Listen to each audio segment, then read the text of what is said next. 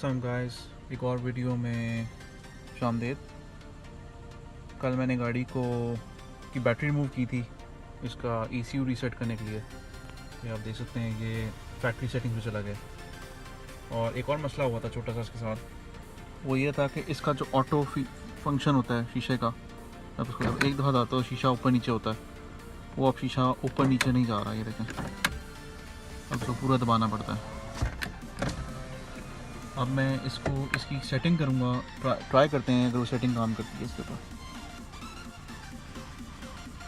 अब आपने सेटिंग किस तरह करनी है कि फ़र्स्ट ऑफ ऑल शीशा आपने पूरा ऊपर करना है अपना पहले एक दफ़ा, और फिर आपने शीशा नीचे करना है और उसको 5 सेकंड्स के लिए इस बटन को होल्ड करके रखना है। 5 सेकंड्स के बाद को छोड़ना है और फिर उसको ऊपर करना है पूरा ऑल द वे अप, और फिर उसको 5 सेकंड्स के लिए होल्ड करना है। उसमें आई थिंक की सेटिंग चेंज हो जाएगी, I am not sure, so let's see अगर इफ इट वर्क्स।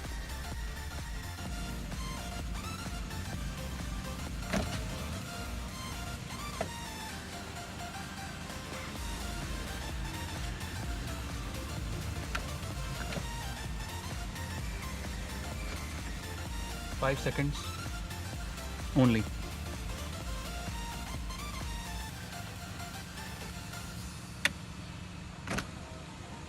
Done.